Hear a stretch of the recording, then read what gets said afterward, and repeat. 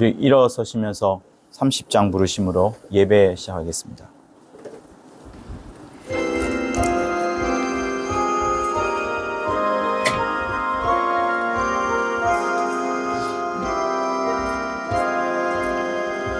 아버지 하나님, 하늘에 계시니 온 천하 만민 주 앞에 찬송하네. 이 천지 만물도 주 앞에 엎드려 그 거룩하신 이름을 늘 높이네.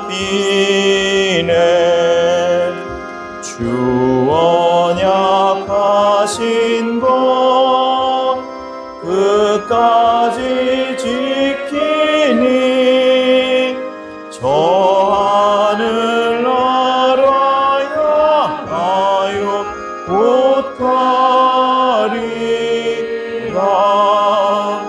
주 얼굴 배울 때 내 맘이 기쁘고 영원히 주의 영광을 찬양하리. 왕의 왕 되신 주 하늘에 계시니 이 세상 죄악이 이신 구주 예수 저 천군 천사들 주 옹위하고서 무성도 함께 영원히 늘 섬기네. 주 삼위일체께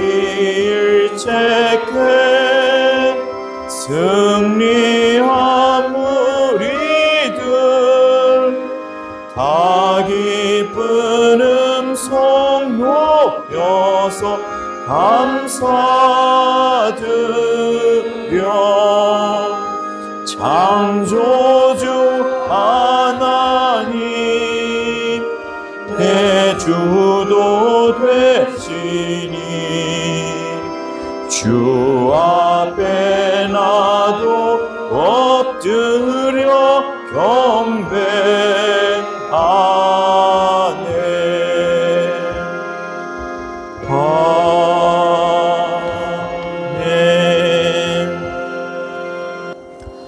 하나님 아버지, 예수 보혈을 힘입어서 하나님의 보좌 앞에 이렇게 부족한 자들이 모여서 하나님의 영광을 친히 뵙게 하심을 감사합니다. 우리의 심령과 우리의 생각과 우리의 모든 것을 오직 하늘 보좌를 향하여 집중하게 도와주시고 성령과 진리로 예배 드릴 수 있도록 역사하여 주시옵소서. 예수 이름으로 기도합니다. 아멘. 하늘에 계신 우리 아버지여, 이름이 거룩히 여김을 받으시오며 나라의 임하옵시며 뜻이 하늘에서 이룬 것 같이 땅에서도 이루어지이다. 오늘날 우리에게 일용할 양식을 주옵시고 우리가 우리에게 죄 지은 자를 사하여 준 것 같이 우리의 죄를 사하여 주옵시고 우리를 시험에 들게 하지 마옵시며 다만 악에서 구하옵소서. 나라와 권세와 영광이 아버지께 영원히 있사옵나이다. 아멘. 우리 495장 부르시겠습니다. 내 영혼이 은총 입어. 495장요.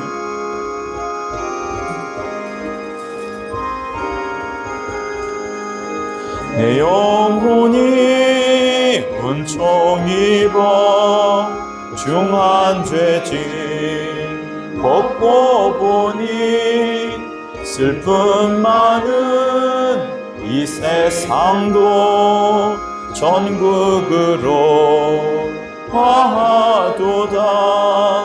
할렐루야 찬양하세. 내 모든 죄 사함받고 주 예수와 동행하니 그 어디나 하늘나라. 주의 얼굴 뵙기 전에 멀리 뵈던 하늘나라. 내 마음속에 이루어지니 날로 날로 가깝도다. 할렐루야 찬양하세. 내 모든 죄 사함받고 주 예수와 동행하니 그 어디나 하늘나라. 높은 산이 거친 들이 초막이나 궁궐이나 내 주 예수 모신 곳이 그 어디나 하늘나라. 할렐루야 찬양하세. 내 모든 죄 사함받고 주 예수와 동행하니 그 어디나 하늘나라. 자리에 앉으셔서 참회 기도하시겠습니다. 하나님 아버지, 주 앞에 나온 우리들 부족하고 연약하지만 하나님의 얼굴을 배우려 이렇게 나왔습니다. 아버지여, 복으로 또 은혜로 비춰주시되 죄인된 우리의 마음을 받아주시고 연약한 우리의 심령을 하나님 아버지 꼭 성령으로 붙잡아 주시옵소서. 우리에게 영광 주시고 생명 주셔서 하나님 아버지 죄인된 우리를 또 정말 죄인임을 깨닫게 도와주셨사오니 죄인 중에 괴수라 고백했던 바울보다 더한 고백으로 우리 하나님을 배웠고 하나님을 찾아갈 수 있도록 역사하여 주시옵소서. 주님이 기뻐하는 이 시간, 하나님이 받으시는 거룩하고 소중한 이 시간 만들어갈 수 있도록 도와주시옵소서.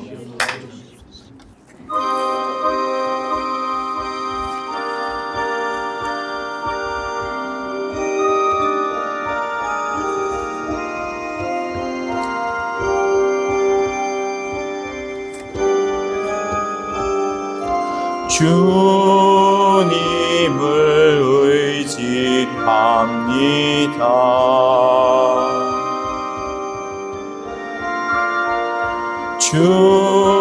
주님을 의지합니다.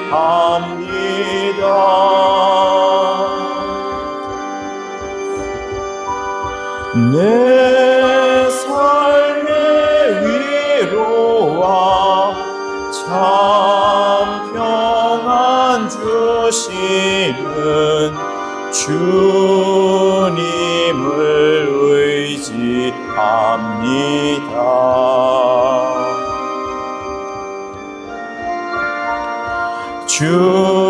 주님을 사랑합니다.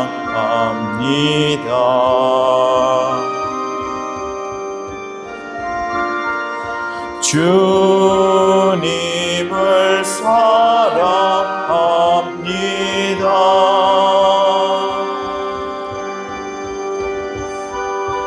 오 할렐루야, 오 할렐루야. 주님을 사랑합니다.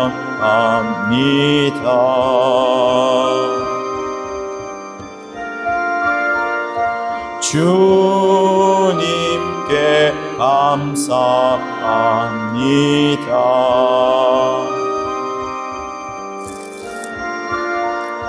주님께 감사합니다.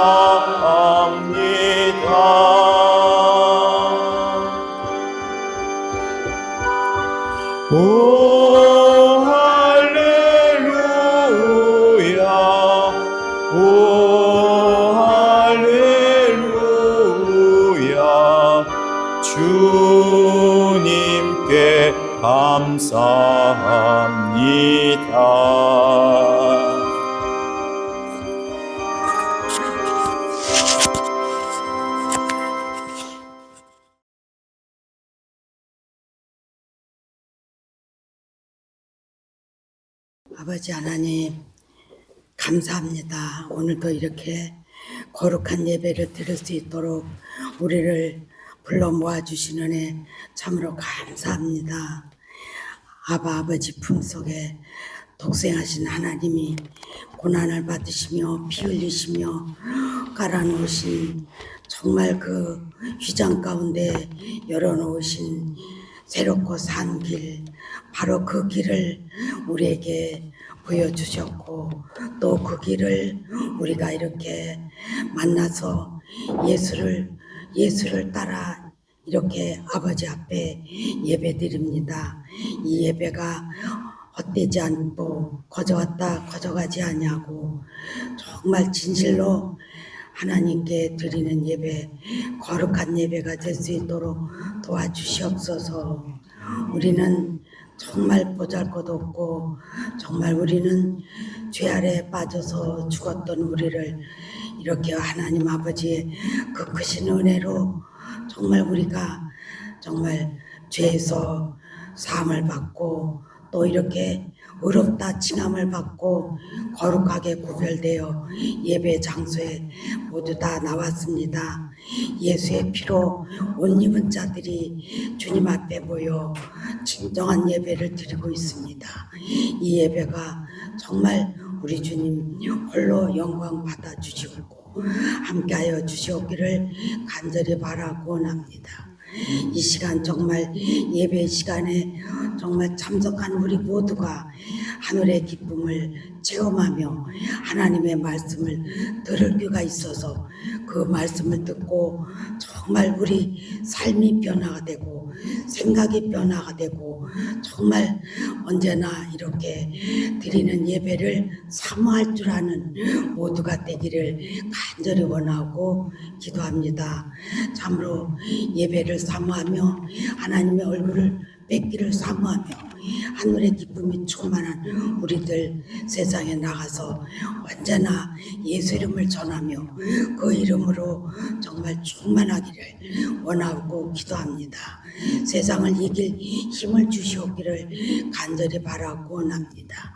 함께 하시고 늘 응답해 주시고 주의 지팡이와 막대기가 우리를 늘 인도해 주시는 그 하나님의 은혜가 참으로 감사합니다. 오늘도 우리 목사님 박한상 목사님 정말 하나님의 말씀을 전달하실 수 있는 능력을 주셔서 감사하고 또 이 모든 아버지 말씀을 듣는 자들이 정말 동서사방에서 구름대같이 몰려오는 것을 우리가 영안으로 볼 수 있도록 도와주시고 우리 하나님 정말 우리 박한상 목사님 날로 하나님께서 정말 능력과 권능으로 함께 역사하여 주셔서 하나님의 말씀을 전할 때에 정말 능력 있는 하나님의 말씀 정말 우리 베레아의 말씀을 잘 전달하는 아버지 하나님이 쓰시는 이 정말 일꾼이 되게 하여 주셔서 또한 감사하고 또 그렇게 해 주실 것을 믿고 감사하며 아버지 오늘도 우리의 기도를 들어주시는 아버지 하나님께 감사하며 예수의 이름으로 기도드렸사옵나이다. 아멘.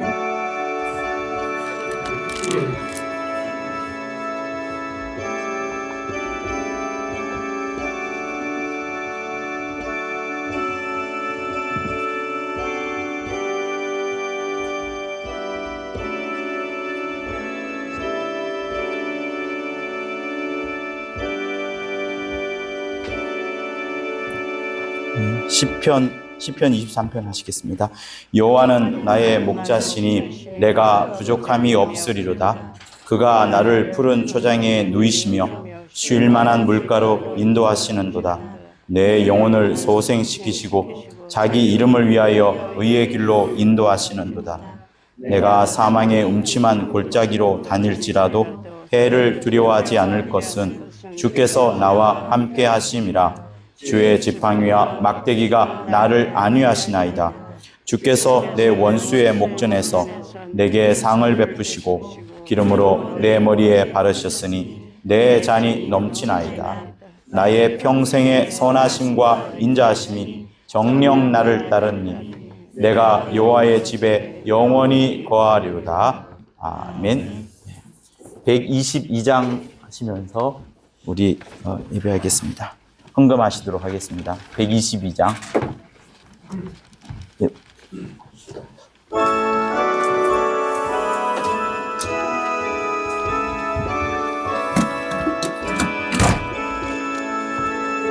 잠반 가운서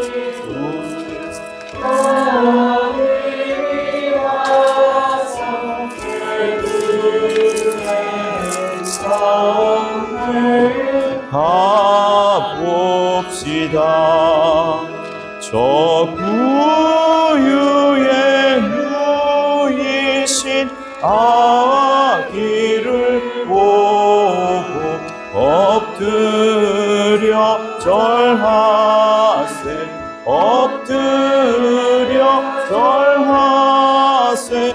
엎드려 절하세. 구세주 낳네. 저 천사여 찬송을 높이 불러서 온과 화란 천지를 들리네. 주 하나님에게 늘 영광 돌리고 엎드려 절하세. 엎드려 절하세. 엎드려 절하세. 구세주 낳네. 이 세상에 주께서 항생할 때에 잠신과 잠사람이 외시려. 122장입니다. 종정녀의 몸에서 나시었으니 엎드려 절하세. 엎드려 절하세. 엎드려 절하세. 구세주 아버지의 말씀이 아버지의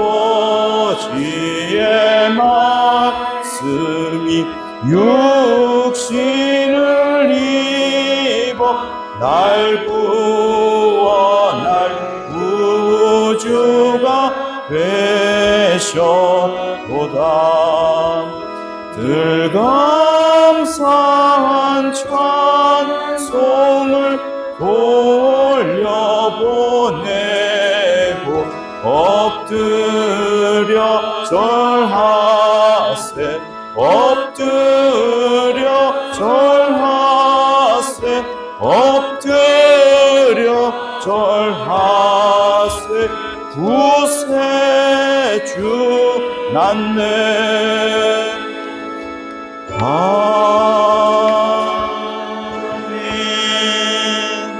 자, 우리 일어서셔서 할렐루야 하시겠습니다.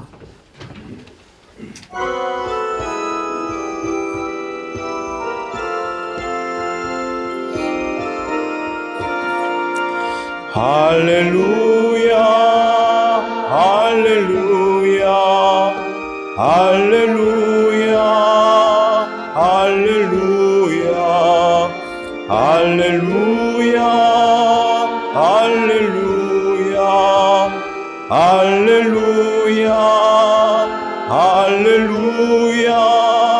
성령 충만 성령 충만 성령 충만 성령 충만 성령 충만 성령 충만 성령 충만, 성령 충만. 네, 우리 자리에 앉으시면서 인사하시겠습니다. 잘 오셨습니다. 메리 크리스마스. 메리 크리스마스. 메리 크리스마스.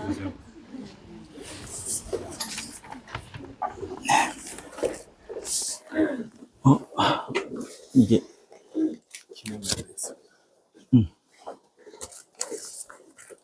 네. 하나님 아버지, 주 앞에 올 때 귀한 예물을 드린 각각의 손길 위에 하나님의 크신 은혜와 또 그 가정에 주의 복으로 생명으로 충만케 인도하여 주시옵소서. 세상이 가장 귀히 여기는 물질을 우리는 과감히 하나님 앞에 무릎 꿇쳐 오직 하나님만 최고시요 하나님만 우리의 주인이심을 능히 고백하오니 늘 이 땅에 소망을 두지 아니하고 저 하늘에 꿈과 소망과 우리의 모든 것을 둘 수 있도록 역사하여 주시옵소서. 늘 하나님의 보좌 앞에 나아가려는 우리 마음이 성령으로 인하여 꼭 붙잡히게 도와주시고 주님이 인도하시는 그 마지막 순간까지 저 하늘에 다다를 그때까지 오직 주 예수만 의지할 수 있도록 도와주시옵소서. 이 예물이 하나님의 나라와 거룩한 복음을 위하여 귀하게 쓰임받기를 원하오며 예수 이름으로 기도하였습니다. 아멘. 네. 요한계시록 12장을 보겠습니다.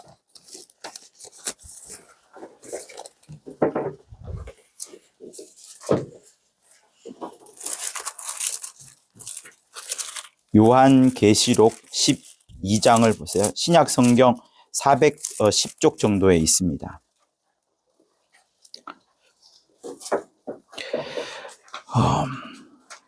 12장 1절에서부터 우리가 6절까지를 보도록 할게요. 요한계시록 12장 1절에서부터 우리 6절까지 같이 합독을 하도록 하겠습니다. 시작. 하늘에 큰 이적이 보이니 해를 입은 한 여자가 있는데 그 발 아래는 달이 있고 그 아래 머리에는 12별의 면류관을 썼더라. 이 여자가 아이를 베어 해산하게 되매 아파서 애써 부러지더라. 하늘에 또 다른 이적이 보이니 보라, 한 큰 붉은 용이 있어 머리가 7이요 뿔이 10이라. 그 여러 머리에 7 면류관이 있는데 그 꼬리가 하늘별 3분의 1을 끌어다가 땅에 던지더라. 용이 해산하려는 여자 앞에서 그가 해산하면 그 아이를 삼키고자 하더니 여자가 아들을 낳으니 이는 장차 철장으로 만국을 다스릴 남자라. 그 아이를 하나님 앞과 그 보좌 앞으로 올려가더라. 그 여자가 광야로 도망하며 거기서 1260일 동안 저를 양육하기 위하여 하나님의 예비하신 곳이 있더라. 아멘. 하나님은 알파와 오메가십니다. 알파와 오메가라는 뜻은 처음과 나중이라는 뜻이에요. 하나님은 처음에 일을 하실 때에 그냥 일하지 않고 반드시 약속을 먼저 하고요. 그게 우리는 빈말로 여겨지고 가볍게 여겨진다 하더라도 하나님은 반드시 말씀을 먼저 하시고 그 다음에 행하시고 봐라, 나중에 이렇게 내가 이렇게 말하였고 행했고 증거까지 주지 않았냐라고까지 하시면서 하나님은 말씀하신 약속대로 흘러가십니다. 내일은 성탄절이에요. 그리고 내일은 이제 우리가 메리 크리스마스라는 말을 많이 하게 됩니다. 사실 오늘 설교는 제가 거의 1년 동안 준비했다라고 해도 될 정도로 꼭 여러분들한테 해주고 싶었던 그런 얘기입니다. 제가 사적인 자리에서 개인적 녹음을 해서 한 적은 있지만 이렇게 성도들 앞에서 하나님이 보는 그 자리에서 한 것은 아마 처음이 아닌가 저는 생각을 해봅니다. 여러분, 우리는 크리스마스를 맞이하면서 성탄절을 맞이하면서 정말 중요한 사실을 배워야 될 부분들이 있습니다. 많은 사람들이 크리스마스 혹은 성탄절이라고 하면 여러분 머릿속에 한번 그려보세요. 마치 마구간에 어린아이가 태어났고 그때 주변에 목동들과 목자들이 몰려있고 음매하는 소리가 들리고요. 간밤에 이제 별이 총총 빛나고, 그죠? 그 다음에 또 다른 장면이라면 동방박사 3명이 와서 유향과 몰약과 황금을 드리면서 어린 아기 예수에 대해서 경배하는 그런 장면. 그리고 물론 헤롯 왕이 그 주변의 아이들을 다 이제 몰살하는 그런 사건도 있습니다만, 어쨌든 우리가 그리는 크리스마스는 거의 이 두 장면이 거의 전부라고 해도 과언이 아닐 겁니다. 그런 와중에 이제 한 몇 년 전에 2018년, 17년 이때 이제 제 스승으로부터 여러분도 함께 들었던 크리스마스는 주님이 오신 것도 중요하지만 또다시 오시게 된다. 다시 말하면 예수께서 재림하여서 다시 오실 터인데, 그때는 구원하러 오시는 게 아니라 어떻게 오시죠? 심판하러 오시는 그런 엄중한 사실들을 잊지 말아야 된다는 그 설교를 크리스마스 때 들은 것이 제 기억 속에 남습니다. 그런 와중에 저는 성경에 성탄절과 관여하여서 매우 놀라운 장면을 한번 보게 되었습니다. 제가 아마 제 모교의 출신이 아니라면 아마 이것을 알지 못했을 것인데 발견하게 된 겁니다. 자, 여러분, 우선 우리는 마태복음 2장, 누가복음 2장을 한번 보도록 하겠습니다. 자, 마태복음 2장을 한번 보세요. 마태복음 2장에 보면은 자, 우리 1절부터 같이 한번 읽어보도록 하겠습니다. 마태복음 2장 1절부터 제가 그만하라 할 때 읽을게요. 헤롯 왕 때에 같이 읽을게요. 예수께서 유대 베들레헴에서 나심에 동방으로부터 박사들이 예루살렘에 이르러 말하되 유대인의 왕으로 나시니가 어디 계시뇨? 우리가 동방에서 그의 별을 보고 그에게 경배하러 왔노라 하니 헤롯 왕과 온 유대 사람이 듣고 수동한지라. 왕이 모든 대제사장과 백성의 서기관들을 모아 그리스도가 어디서 나겠느뇨 물으니 가로되 유대 베들레헴이오니 이는 선지자로 이렇게 기록된 바 또 유대 땅 베들레헴아 너는 유대 고을 중에 가장 작지 아니하도다. 내게서 한 다스리는 자가 나와서 내 백성 이스라엘의 목자가 되리라 하였으니 이에 헤롯이 가만히 박사들을 불러 별이 나타난 때를 자세히 묻고 베들레헴으로 보내매 이르되 가서 아기에 대하여 자세히 알아보고 찾거든 내게 고하여 나도 거기에 경배하게 하라. 박사들이 왕의 말을 듣고 갈새 동방에서 보던 그 별이 문득 앞서 인도하여 가다가 아기 있는 곳 위에 머물러 섰는지라. 저희가 별을 보고 가장 크게 기뻐하더라. 집에 들어가 아기와 그 모친 마리아에 함께 있는 것을 보고 엎드려 아기께 경배하고 보배압을 열어 황금과 유황과 모략을 예물로 드리니라. 꿈에 헤롯에게로 돌아가지 말라 지시하심을 받아 다른 길로 고국에 돌아가니라. 마태복음 1장에 매우 신기한 사람이 사실 등장을 해요. 이 동방박사 3명이 도대체 누구냐? 어떤 인물들이냐? 기독교와 유대교와도 관련 없는 이 사람들은 거의 그 중동 이란 이라크 지역 쪽에 당시에 어떤 점성술가 이렇게 보는 것이 일반적인 학설입니다. 그러나 왜 굳이 하나님께서 이 3사람을 감동을 줘가지고 별을 따라왔다가 실제로 유대의 왕이 온다는 소식들을 헤롯 왕한테 이야기를 하고 그러면서 대제사장과 서기관한테 물어봤더니 베들레헴에서 나옵니다 라는 말까지 할 정도로 계속해서 찾아갑니다. 그러다가 문득 별이 한 곳에 머물렀고요. 그러면서 저희들이 10절에서 있는 것처럼 가장 크게 기뻐하더라 하면서 들어가서 이제 보배압을 열고서 예배드리는 장면이 이렇게 나옵니다. 이러면서 이제 우리는 성탄에 대해서 기념을 하죠. 자, 그리고 누가복음을 보겠습니다. 누가복음은 좀 더 목가적이에요. 분위기가 좋죠. 자, 8절부터 보도록 하겠습니다. 네. 8절부터 20절까지 누가복음 2장, 죄송합니다. 2장 8절부터 20절까지 시작. 그 지경에 목자들이 밖에서 밤 자기 양떼를 지키더니 주의 사자가 곁에 서고 주의 영광이 저희를 두루 비추매 크게 무서워하는지라. 천사가 이르되 무서워 말라. 보라, 내가 온 백성에게 미칠 큰 기쁨의 좋은 소식을 너희에게 전하노라.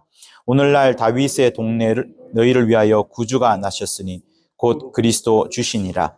너희가 가서 강보에 쌓여 구유에 누인 아기를 보리니 이것이 너희에게 표적이니라 하더니 호련히 허다한 천군이 그 천사와 함께 있어 하나님을 찬송하여 가로되 지극히 높은 곳에서는 하나님의 영광이요 땅에서는 기뻐하심을 입은 사람들 중에 평화로다 하니라. 천사들이 떠나 하늘로 올라가니 목자가 서로 말하되 이제 베들레헴까지 가서 주께서 우리에게 알리신 바 이 이루어진 일을 보자 하고 빨리 가서 마리아와 요셉과 구유에 누인 아기를 찾아서 보고 천사가 자기들에게 이 아기에게 대하여 말한 것을 고하니 듣는 자가 다 목자의 말한 일을 기이 여겨 마리아는 이 모든 말을 마음에 지키어 생각하니라. 목자가 자기들에게 이른 바와 같이 듣고 본 그 모든 것을 인하여 하나님께 영광을 돌리고 찬송하여 돌아가니라. 시간적으로는 목동에게 먼저 보여졌습니다. 천사가 보여줬고, 그래서 목동들이 깜짝을 놀라서 이제 찾아갔고, 찾은 다음에 목동이 메신저가 되어서 온 사람들에게 알려준 겁니다. 그와 동시에 이제 동방에서는 박사들이 큰 별을 보고 쫓아오는 이 장면, 우리가 생각하는 크리스마스의 대부분이 이런 겁니다. 산타는 없어요. 오직 이제 이 두 장면이 우리에게 가장 크게 기억이 남죠. 그러나 성경에는 이것만 있는 게 사실 아닙니다. 우리가 읽었던 본문이 있어요. 요한계시록 12장. 요한계시록 12장은 여자가 아이를 낳는 장면인데 그 아이를 삼키려고 하는 한 존재가 등장합니다. 그리고 그 여자가 아이 낳은 이후에 또 직후에 뱀이 나타나죠. 뱀이 나타나서 이제 물을 확 부으면서 그 여자와 아이를 떠내려 보내려고 하는 그런 장면이 나옵니다. 여러분은 어떻게 생각하십니까? 마귀가 없으니까 마귀가 눈에 보이지 않으니까 마귀하고는 신앙생활하고는 기독교와는 아무 상관없어. 이렇게 생각할 수 있는 가능성이 많을 거예요. 여러분, 대부분의 예수 믿지 않는 사람들은 당연히 마귀 없어, 귀신도 없어 이렇게 생각합니다. 그러나 성경은 일관되게 그것을 이야기를 하고 있습니다. 하나님은 알파와 오메가시여요. 말씀하셨기 때문에 그에 대한 책임은 이제 그분에게 있지 않습니다. 우리가 져야 되는 부분이에요. 여러분, 마귀가 언제부터 등장하나요? 우리는 읽었던 부분은 마태복음과 누가복음에는 마귀가 등장하지 않습니다. 그러나 본문으로 읽었던 그 장면에는 용이 나와요. 크고 붉은 용. 그죠? 그리고 창세기 보세요. 창세기에는 크고 붉지 않지만 사이즈는 모르겠지만 용보다는 작을 것 같아요. 뱀이라는 녀석이 등장을 합니다. 그리고 뱀이라는 녀석이 등장을 하고 하나님께서 뱀과 여자와 남자애를 심판하는 장면이 창세기 3장 15절에 나옵니다. 그 창세기 3장 15절에서 뱀을 심판하죠. 심판하시면서 하시는 하나님의 말씀이 있습니다. 창세기 3장 15절 읽어보실까요? 여자의 원수, 뱀의 원수에 대한 이야기가 나옵니다. 자, 15절을 읽어보도록 할게요. 창세기 3장 15절 시작. 내가 너로 여자와 원수가 되게 하고 너의 후손도 여자의 후손과 원수가 되게 하리니 여자의 후손은 내 머리를 상하게 할 것이요 너는 그의 발꿈치를 상하게 할 것이니라. 네. 여자를 심판하고 뱀을 심판하고 아담을 심판하는데 하나님께서 뱀에게 이야기를 하는 거예요. 15절은 뱀한테 이야기하는 겁니다. 여자한테 하는 이야기 아니에요. 뱀한테 하는 얘기를 너하고 여자하고 원수가 될 것이다. 너의 후손과 여자의 후손과 원수가 될 것이다. 그러나 여자의 후손이 네 후손이 아니라 여자의 후손이 네 머리를 뱀의 머리를 상하게 할 것이다. 뱀의 머리를 밟아버린다는 거예요. 그러나 너는 그의 발꿈치만 상하게 할 것이다. 이렇게 하면서 서로 하나는 머리를 상하게 하고 하나는 발꿈치를 상하게 하는 이 장면을 이야기를 하고 있습니다. 여기 등장하고요. 여러분 읽었던 요한계시록 12장에 또 등장합니다. 여러분 계시록을 여러분이 많이 보지 않겠지만 꼭 한번 다시 한번 펴보세요. 자, 하늘의 3절에 또 다른 큰 이적이 보이니 보라 큰 붉은 용이 있어 머리가 7인데 자 4절에 꼬리가 하늘 별 3분의 1을 끌어다가 땅에 던집니다. 그리고 용이 해산하는 여자 앞에서 그가 해산하면 그 아이를 삼키려고 합니다. 왜 그 아이를 삼키려냐 하면 그 아이가 누구냐면 5절에 여자가 아들을 낳는데 이는 장차 철장으로 만국을 다스릴 남자라. 예수를 말하는 거예요. 그 아이를 하나님 앞과 그 보좌 앞으로 올려가더라. 그러니까 여자가 아들을 낳을 것인데 그 낳으면 그 아이는 하나님 앞과 보좌 앞으로, 그러니까 저 하늘의 가장 높은 곳으로 올라가는 그것을 예고하고 있습니다. 자, 그러자 6절 그 여자가 광야로 도망했는데 거기서 1260일 동안 저를 양육하기 위하여, 여자를 양육하기 위하여 하나님이 예비하신 곳에 있더라. 이렇게 말합니다. 그리고 나서 7절부터는 용이 이제 쫓기는 장면이 나와요. 미가엘과 용이 싸웁니다. 7절 그죠? 그 다음에 8절에서 보면 용이 이기지 못하여 하늘에서 쫓겨나서 땅으로 내려옵니다.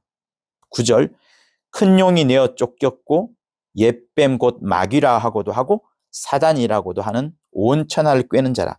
여기 옛뱀 곧 창세기 3장에서 말했던 옛뱀, 마귀, 사단 동일한 말이에요. 그 용이 땅으로 쫓기는 장면이 이제 나옵니다. 근데 이 녀석이 어떤 녀석인가 하면 온 천하를 꿰는 녀석이에요.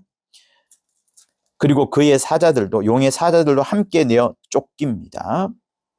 자, 10절은 이따가 우리가 다시 읽을 거예요. 자, 13절 보면 용이 자기가 땅으로 내어 쫓긴 것을 보고 남자를 낳은 여자를 핍박하는지라. 남자를 핍박할 수가 없어요. 왜? 그 남자는 철장으로 만국을 다스릴 남자고 용을 박살내는 남자거든요. 다만 여자를 핍박하는 겁니다. 여자가 누구예요? 답만 먼저 말씀드릴게요. 여자는 교회를 말하는 겁니다. 교회. 그 여자가 큰 독수리 2날개를 받아서 광야 이제 이리저리 피하고요.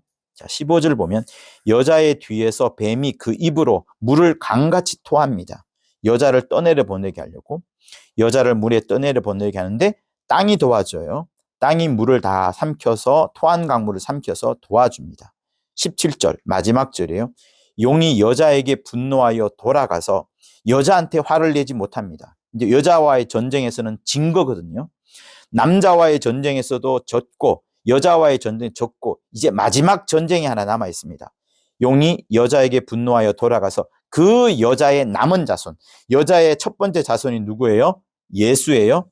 예수에겐 졌고 남은 자손, 이제 두 번째, 세 번째, 네 번째 아들, 여러분들을 말하는 거예요. 교회의 자녀들, 그들 곧 하나님의 계명을 지키며 예수의 증거를 가진 자들로 더불어 싸우려고 바다 모리 위에 썼더라 라고 나오는 겁니다. 이게 지금 현실이에요. 그러니 여러분 메리 크리스마스라고 하면서 성탄절 우리는 기뻐하잖아요. 메리가 해피란 뜻입니다. 런던에 갔을 때 제가 크리스마스 때 동네 사람들 지나가면서 제가 메리 크리스마스라고 불러봤어요. 근데 좀 고급스러워 보이는 할머니가 저한테 했던 얘기가 뭐냐면 no 이러면서 해피데이 이러더라고요. 그러니까 곳곳에서 제가 일부러 메리 크리스마스를 했는데 그분들은 다 나한테 해주는 이야기가 해피데이 이러더라고요. 두 차이가 별로 큰 차이 없는 것 같지만 차이가 있습니다. 메리는 즐겁고 행복하다의 매우 고급스러운 단어입니다. 성경이나 쓸 만한 그런 고급스러운 단어예요. 그리고 크리스마스는 뭐예요? 그리스도의 오신 날을 기념하는 마스, 미사, 예배를 말하는 겁니다. 그래서 오늘같이 중요한 이런 예배 드린 날은 행복해야 된다라는 그 말로서 서로가 주고받았던 것이 메리 크리스마스예요. 근데 그게 신앙과 관련되기 때문에 이제 그걸 소위 PC주의라고 하는데 그거를 없애고 대신에 기쁜 날, 해피데이로 바꾼 겁니다. 그러나 여러분, 우리는 메리 크리스마스를 기뻐해야 돼요? 슬퍼해야 돼요? 크게 이야기하십시오. 기뻐해야 돼요. 누가 싫어할까요?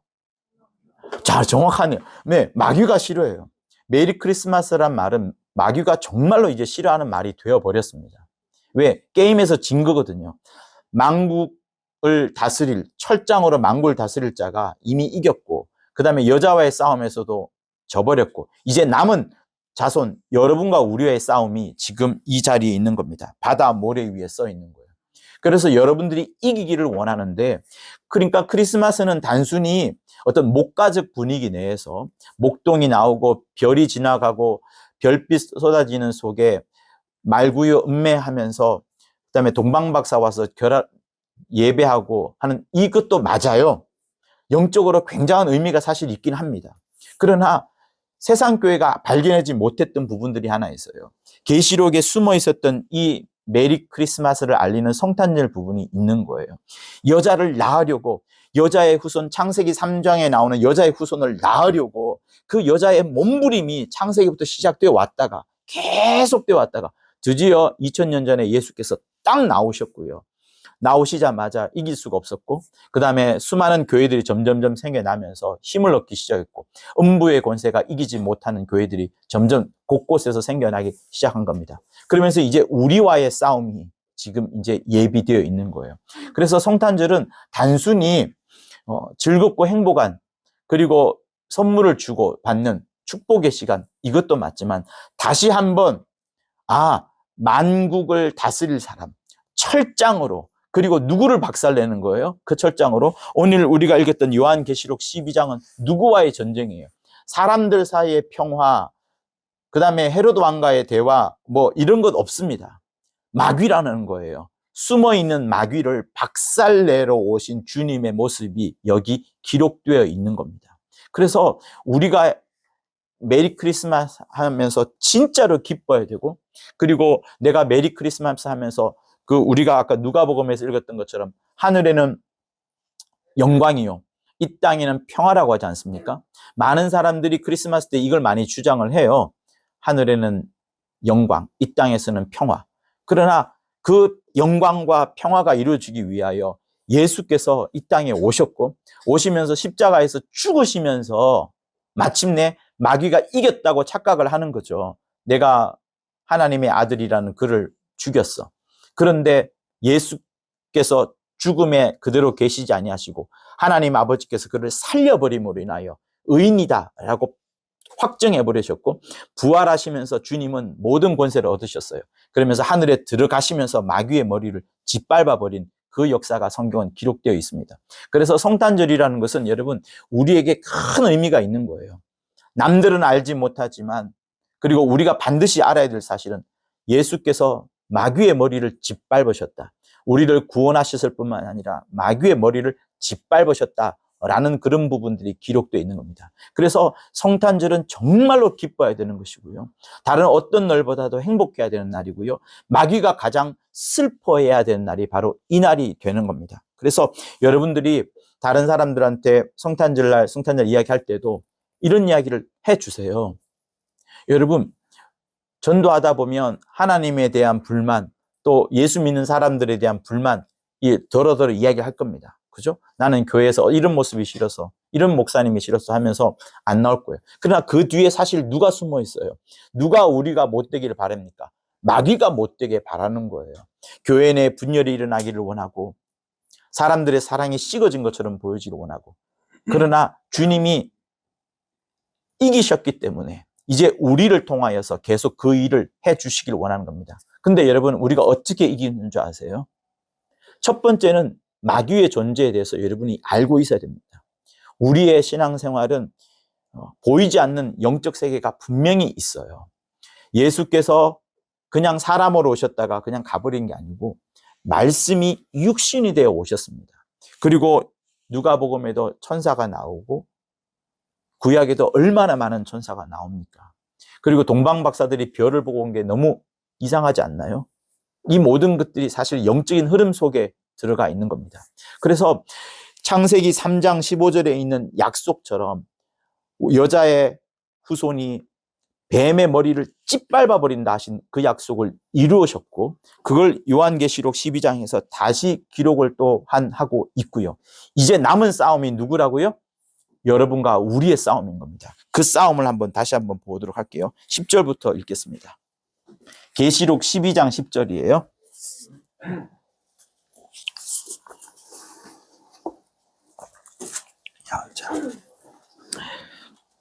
계시록 12장 10절 같이 읽겠습니다. 시작. 내가 또 들으니 하늘에 큰 음성이 있어 가로되 이제 우리 하나님의 구원과 능력과 나라와 또 그의 그리스도의 권세가 이루었으니 우리 형제들을 참수하던 자 곧 우리 하나님 앞에서 밤낮 참수하던 자가 쫓겨났고 또 여러 형제가 어린 양의 피와 자기의 증거하는 말을 인하여 저를 이기었으니 그들은 죽기까지 자기 생명을 아끼지 아니하였도다. 그러므로 하늘과 그 가운데 거하는 자들은 즐거워하라. 그러나 땅과 바다는 화 있을진저 이는 마귀가 자기의 때가 얼마 못된 줄을 알므로 크게 분내어 너희에게 내려갔음이라 하더라. 13절도 보면요, 용이 자기가 땅으로 내어 쫓긴 것을 보고 남자를 낳은 여자를 핍박하는 자, 이렇게 나옵니다. 자, 여러분 한번 오래간만에 한번 볼까요? 하나님이 무소부재하세요. 무소부재하시고 충만하십니다. 하나님이 하늘을 만들시기 전에도, 영계 하늘, 그러니까 처음 시작하기 전에도 하나님은 계시지 않을 만큼 무소부재하시고 충만하신 분입니다. 근데 그 하나님께서 하나님의 아들 예수에게 후사로, 자기의 후사로, 당신의 후사로 이제 모든 것을 맡기시려고 합니다. 그러나 예수께서는 자기가 하나님 아버지와 동등됨을 취할 것으로 여기지 아니하시고 지극히 낮아지시려고, 그러니까 예수의 가장 아름다운 모습, 최고의 모습은 겸손, 겸양, 아버지를 향한 겸손, 겸양이에요. 그냥 자기 스스로 겸손이 아니라 아버지를 향한 겸손과 겸양입니다. 그래서 하나님께서 이렇게 하늘을 지으셔서 이 하늘을 아들한테 주려고 하는 거예요, 예수한테. 자, 이 영계 하늘을 지으시면서 가장 우두머리가 되는 보좌가 이렇게 있어요. 보좌, 의자예요. 의자가 있는데 아들이 아직 들어오지 않았습니다. 그러나 마태, 마가, 누가에 나오는 것처럼 포도원의 비유 아시죠? 포도원의 비유면 왕이 타국으로 가서 이제 왕위를 받으려고 떠나지 않습니까? 떠나가 와서 나중에 다시 돌아오려고 하는데 포도원의 품꾼들이 배신하잖아요. 배신하고 왕이 이 자리를 비워놓고 갔다 와서 소출을 거두려고 또 아니면 뭔가를 지시하려고 포도원에 갔는데 포도원에 갔더니 저 사람은 왕이 보낸 자야. 쟤를 죽이고 우리 마음대로 하자 하면서 한 명씩 죽입니다. 그리고 맨 마지막에 누굴 죽여요? 아들이 왔는데 아들도 죽여버립니다. 그죠? 그렇지만 나중에 왕이 다시 와서 그 포도원을 이제 완전히 진멸하고 하지 않습니까? 그것처럼 이 하늘을 비워둔 거예요. 우선은. 왜 비워두냐? 예수께서, 하나님 아버지께서 하늘을 만드시고 아들에게 직접 보내셔도 되거든요. 직접 보내시기로 했어요. 그러나 아들은 겸손하셔서 하나님 아버지와 내가 동등할 수 없습니다. 저는 정말로 아버지보다 더 낮은 존재입니다. 삼위일체 하나님이지만 정말 낮은 존재입니다. 라고 하면서 빌립보서 2장에 있는 그 겸손과 겸양의 모습을 보여주면서 낮아져서 들어오시기로, 곧 죽음을 맞이하고 주기로 한 거예요. 그러니까 이 영계 하늘을 하나님께서 주려고 했는데 예수께는 이제 더 겸손한 그 무엇이 필요한 겁니다. 그래서 아버지 품속에서 이렇게 가도 되는데 이렇게 가지 않고 죽으셨다가 가시기 위하여서 낮아지는 모습으로 이렇게 오기로 한 거죠. 자, 그런데 이렇게 비어 있다 보니까 이 하늘에 수많은 천군 천사들이 있습니다. 천군 천사들이 있는데 가마 보니까 여기가 비어 있어. 그리고 여기 왕이 없어요. 전부 천사들밖에 없죠. 임금은 타국에 가서 지금 왕위를 받으러 갔고, 그러니까 여기 비어 있는 공간 속에 천사장들이 있지 않습니까? 뭐 미가엘, 루시엘, 가브리엘 뭐 등등 뭐 라파엘 등 천사장들이 천사가 있다 보니까 이 자리가 비어 있으니까 이 비어 있는 자리에 대한 탐심, 욕심이 생겼던 겁니다. 그 욕심이 생겨서 마침내는 하나님께서 그걸 알고서 이 욕심이 있었던 그 마귀와 그 녀석들을 이제 가두게 되죠. 쫓아보내게 됩니다. 그게 우리가 읽었던 요한계시록 12장에 나오는 하늘에 큰 전쟁이 있으니 미가엘과 그의 사자들이 용으로 더불어 싸울세. 용과 그의 사자들도 싸우니 이기지 못하여 다시 하늘에서 저희 것을 얻지 못한지라 하면서 땅으로 내어 쫓깁니다. 자, 그러면서 땅으로 내어 쫓기는 공간으로 이렇게 만들어 두는 거예요. 마귀와 천사들이 다 이쪽 공간에 가두도록 미가엘이 이렇게 둘러싸죠. 그래서 지금 용과 마귀와 그의 세력들은 이곳을 벗어날 수 없어요. 근데 여기에 얼마나 많은 천사들이 모였냐 그러면 3절에 있는 것처럼 하늘에 또 다른 이적이 보이니 큰 붉은 용이 있고요. 4절에 꼬리가 하늘별 3분의 1을 끌어다가 땅에 던진지라. 그러니까 마귀와 함께 3분의 1 천사가 여기 와 있어요. 마귀와 함께 3분의 1 천사가 여기 와 있는 거예요. 미혹을 한 다음에 수많은 천사 3분의 1이 지금 여기 와 있는 겁니다. 그러니까 여기가 지금 이렇게 지금 어두운 공간으로 됐고, 이 공간을 성경은 흑암 혹은 음부라 하는 거예요. 근데 예수께서 워낙 겸손하셔서 그냥 낮아서 들어가는 정도가 아니라 이 흑암이라는 공간이기 때문에, 그리고 흑암의 주인은 누구냐 하면 마귀예요. 흑암의 세력 잡은 자, 사망의 세력 잡은 자, 공중 권세 잡은 자라고 말하는 마귀와 사단이 이곳에서 왕으로 있습니다. 3분의 1 자기 천사들과 함께. 근데 주님은 여기서 이 공간을 통해서, 그러니까 예수께서는 가장 낮아도 그렇게 낮은 곳이 더 이상 없을 정도로 가장 낮은 공간인 이 흑암을 통해서 이제 오시기로 하시는 거예요. 그래서 2000년 전에 아버지 품속에 계셨다가 2000년 전에 흑암을 통해서 마리아의 몸을 통해서요 오셨고, 여기서 죽으시고 부활하시면서 흑암의 세력을 밟으시고요. 그리고 이 물벽을 통과해서 이 보좌로 들어가신 겁니다. 지금은 여기 계시는 거예요. 여기 계시기 때문에 그 증거로서 여러분이 받은 게 뭐예요? 성령을 받은 겁니다. 성령을 받은 것은 예수께서 보좌에 가셔서 왕위를 차지했기 때문에, 그래서 인자가 왕권을 갖고 오는 것을 볼 자들도 있느니라. 이 중에 한 사람은 못 봤어요. 누가 못 봤죠? 가룟 유다는 못 본 거예요. 그래서 그 친구 빼고는 전부 다 보게 된 겁니다. 그래서 예수께서 이렇게 낮아져서 오셨는데 이 과정을 성경은 늘 그리고 있습니다. 아시겠죠?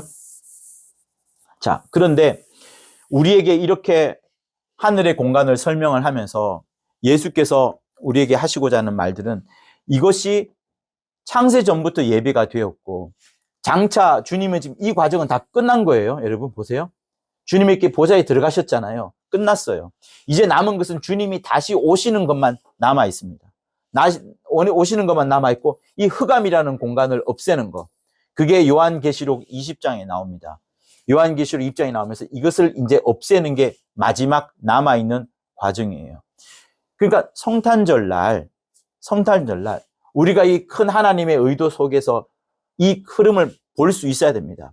그냥 예수께서 오셔서 우리를 구원해 내신 것, 어린아이가 태어난 것, 축복하고 선물 들어가는 이게 아니라 이 큰 그림 속에 하나의 성탄절이 있고, 그 성탄절을 우리에게 일러주면서, 이제 우리의 마지막 남은 싸움, 지금 예수께서는 들어가서 성공하셨으니까 이제 바다 모래 위에 우리가 서서 마귀와 싸우는 거예요. 마귀와 싸우는 거. 근데 어떻게 싸우느냐? 우리가 11절에 읽었던 것처럼 보세요. 17절에 자, 10절부터 제가 다시 읽어볼게요. 우리 하나님의 구원과 능력과 나라와 또 그의 그리스도의 권세가 이루었다. 우리 형제들을 참수하던 자, 곧 우리 하나님 앞에 밤낮 참수하던 자가 쫓겨났고, 이게 누구를 말하는 거예요? 마귀를 말하는 겁니다.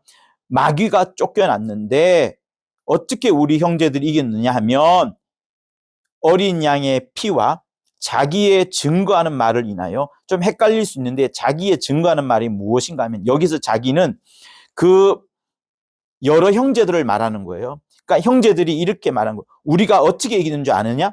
어린 양의 피, 예수의 피 때문에 이겼다.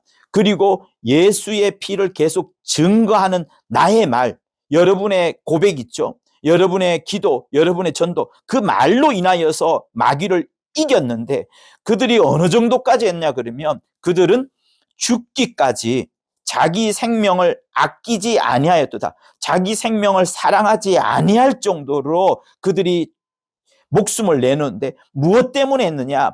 어린 양의 피와 자기의 증거하는 말 때문에, 어린 양의 피와 자기의 증거하는 말 때문에 이긴 거예요. 그랬더니 12절에서 하늘과 그 가운데 거하는 자들은 즐거워하라. 여러분들은 어디에 거해요? 하늘과 그 가운데 거하는 자들이에요. 그러나 땅과 바다는 화해 있을진저. 왜?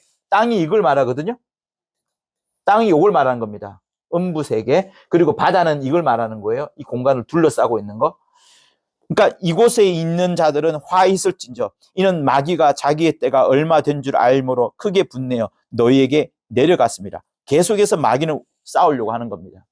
근데 다시 한번 강조하면 11절에서 마귀를 이겼던 것은 뭐냐면 어린 양의 피와 자기의 증거하는 말이에요.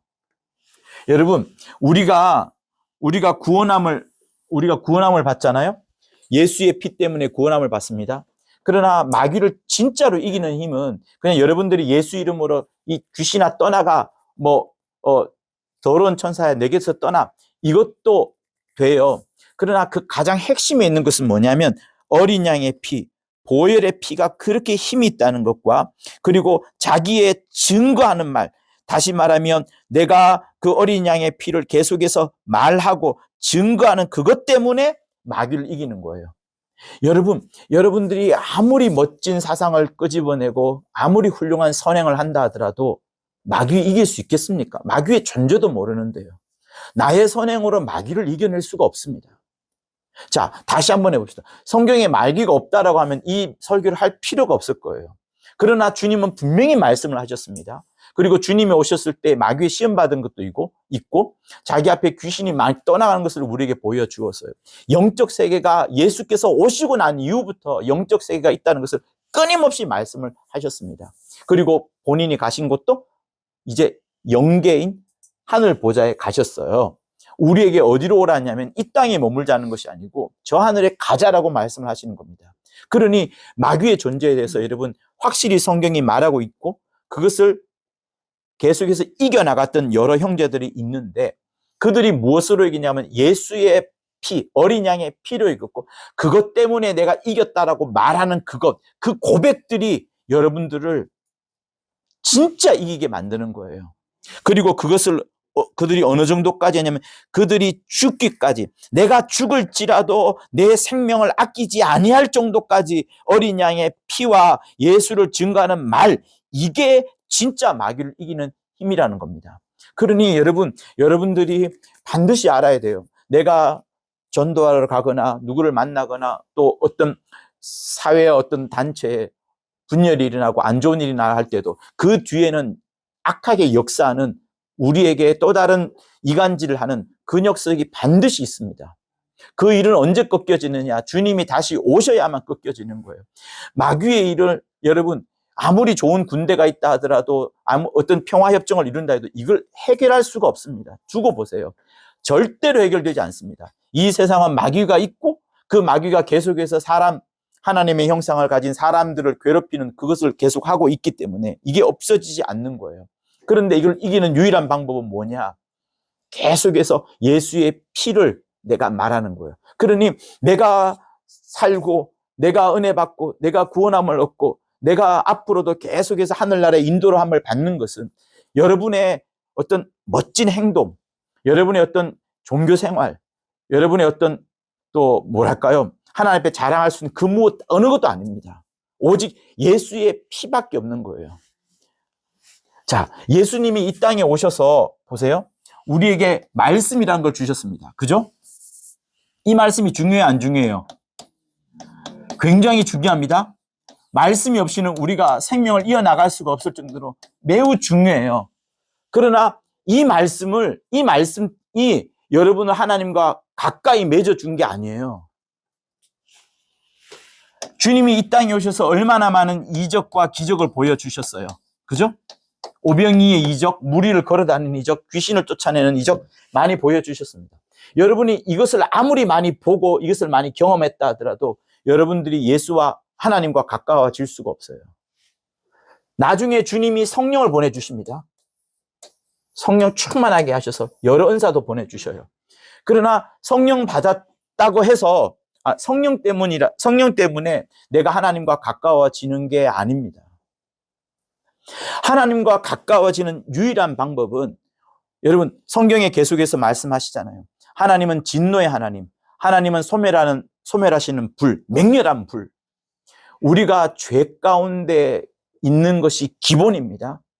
에베소서 2장 1절은 죄와 허물로 죽었던 너희들, 본질상 우리 기본적으로 진노의 자녀, 공중 권세잡을 따랐던 자가 우리들이다 이렇게 말하면서 우리의 근본을 말하는 거예요.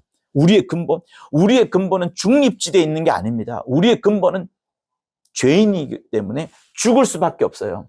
근데 그 죽을 수밖에 없는 우리에게 말씀이 와서 우리가 하나님과 가까워진 거 아니에요? 이적과 기적을 보았다고 해서 가까워진 게 아니에요. 성령 받아왔다고 해서 가까워진 게 아니에요. 예수의 피 흘림이 먼저 있어야 되는 겁니다. 죄에 대한 대가를 치러야지 하나님께서 그 진노를 거두어 가시는 거예요. 그래서 구약에 있는 사람들이 계속해서 양을 잡고 피를 흘렸던 이유가 바로 그거예요.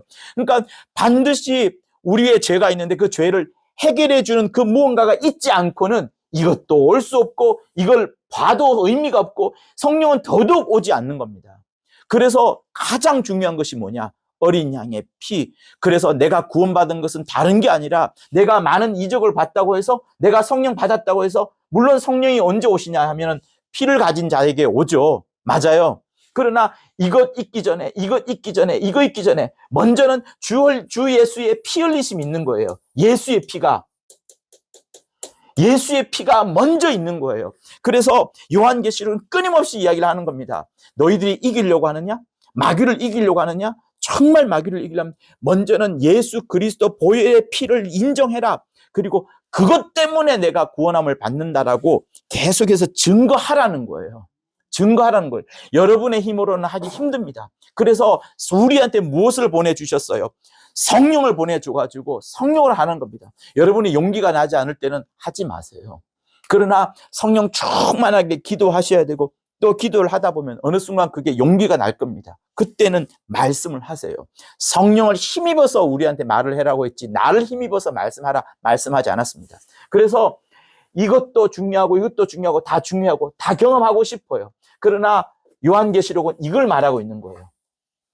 마귀를 이기는 거 이것밖에 없다. 예수의 피 흘림이 없이는 절대로 없는 거예요. 그래서 그만큼 피 흘림이 중요하고 여러분이 해야 될 거는 뭐라고요? 그거를 입으로 말하는 겁니다. 증거하는 거예요. 그래서 찬송할 때 주의 이름 높이고 예수 보혈 이야기하는 게 그토록 중요하고 대표 기도하는 사람, 이 대표 기도할 때 여러분이 화답하는 게 중요하고 또 여러분 스스로가 기도하는 것도 중요하고 방언 기도도 중요해요. 방언 기도하는 중에도 수만 번 이걸 말하거든요. 우리의 영혼은. 그러니까 계속해서 고백하세요. 가장 멋진 고백은 바로 그겁니다.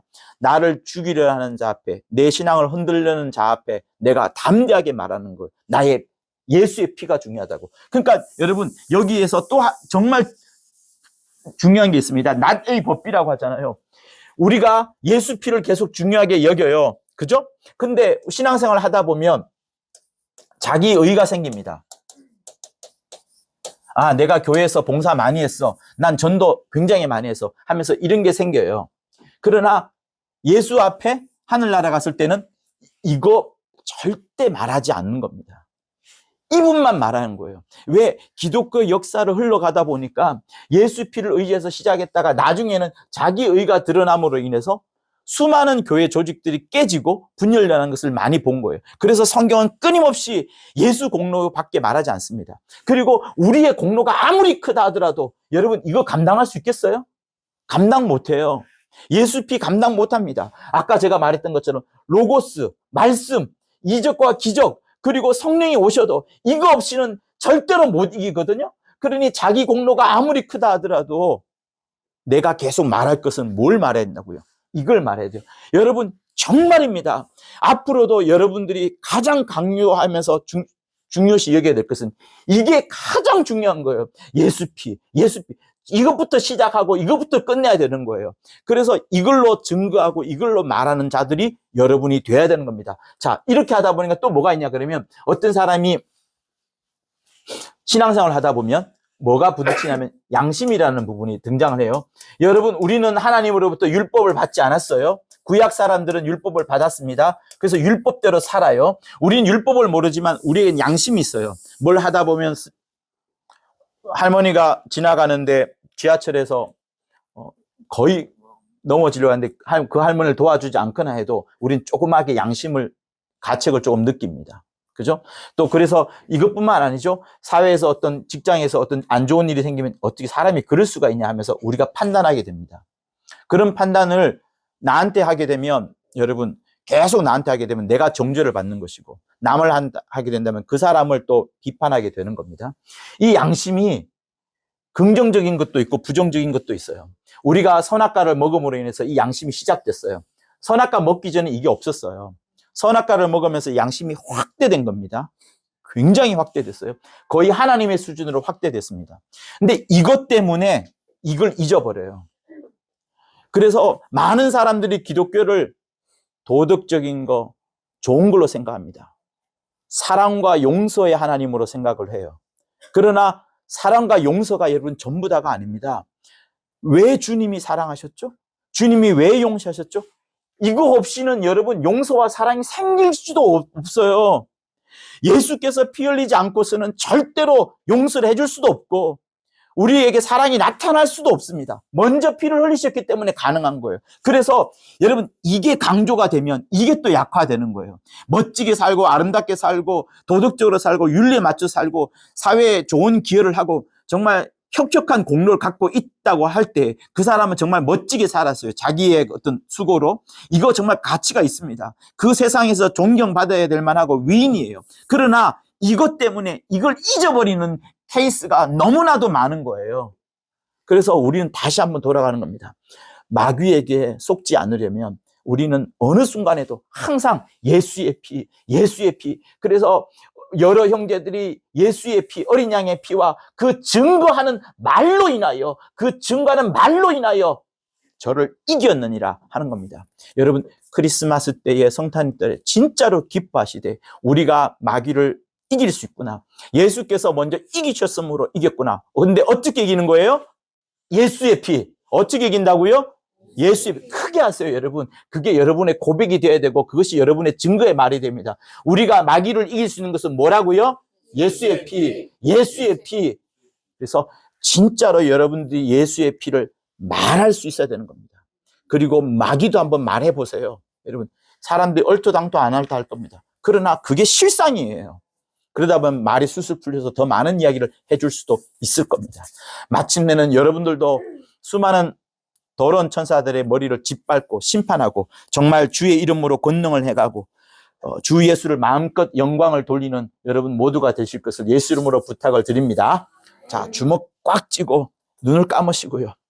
예수의 피를 증거함으로 이기자. 예수 피를 증거함으로 이기자. 3번 하겠습니다. 시작. 예수 피를 증거함으로 이기자. 예수 피를 증거함으로 이기자. 예수 피를 증거함으로 이기자. 자, 한번 메리 크리스마스 한번 합니다. 시작. 메리 크리스마스. 우리 받은 말씀을 갖고 간절히 기도하시겠습니다. 하나님 아버지, 우리 모든 성도들이 주의 복된 말씀을 들었사오니 하나님 아버지여, 오직 예수의 피로 이기는 저들 다 될 수 있도록 아버지 인도하여 주옵소서. 우리는 연약하고 부족하오나 하나님 아버지의 뜻대로 살고자 간절히 원하오니 아버지여, 함께한 자들이 모두가 다 예수의 피로 이길 수 있도록 인도하여 주시고 주의 복된 삶을 살아갈 수 있도록 역사하여 주시옵소서. 하나님 아버지여, 인도하여 주옵소서. 하나님 아버지, 참여한 모든 성도들이 예수의 피를 끝까지 꼭 영원히 붙잡을 수 있도록 역사하여 주시옵소서. 자기의 소중한 입술을 벌려 그 예수 피를 증거하고 말하는 자들이 될 수 있도록 역사하여 주옵소서. 마귀가 이미 졌사오니 우리도 역시 이길 수 있도록 성령 충만하게 도와주옵소서. 예수 이름으로 기도합니다.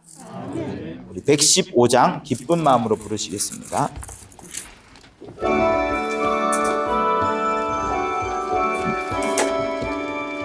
기쁘다 구주오. 115장입니다. 만백성 맞아라.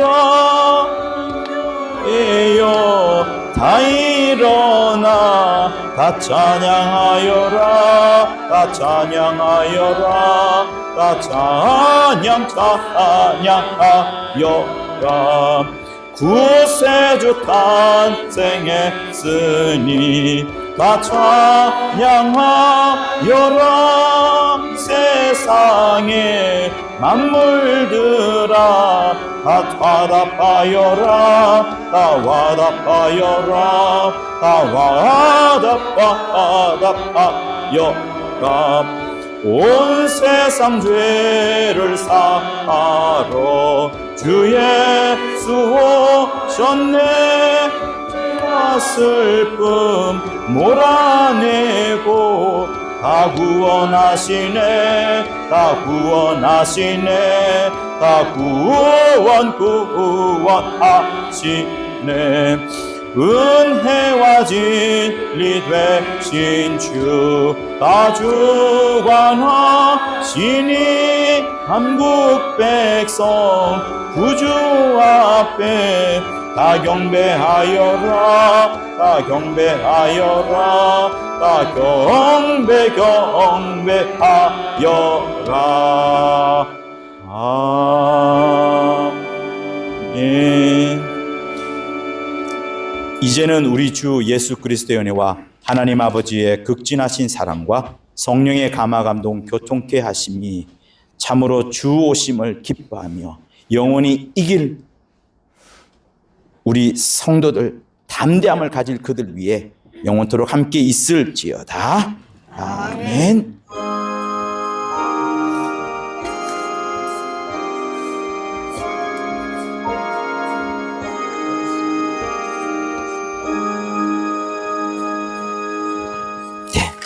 수고하셨습니다.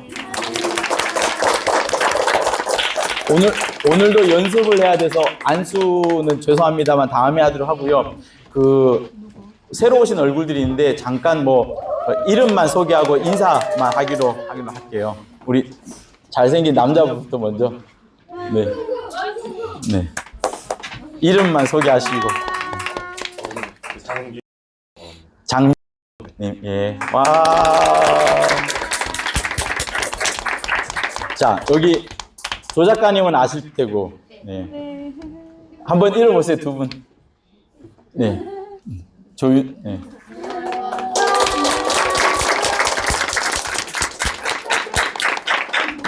우리 쓰자면 아실 거고, 조님인데요. 작가님 누나, 언니예요. 아니, 그게 맨날 작가님에서 이름이 작가님들 하시니까 이름을 불러주세요. 네, 작가님이고. 그 이름을 그냥 어떻게 맨날 작가님 하세요? 갈랍니다. 네. 아주 대단한 분입니다. 우리가 오늘 뭐 하냐면은 내일 성탄 맞이해서 찬송도 연습하고 하거든요. 원래는 셀 하는데 그래서 좀 양해를 같이 해도 됩니다.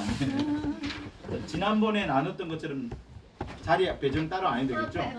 이게 너무 안 어울려. 전자 피아노긴 한데 이걸로 하자. 피아노로 그치? 해놨어요. 칠로 해보자. 이게 더 나을 것 같아. 좀 먼저 갈게요. 먼저 시작.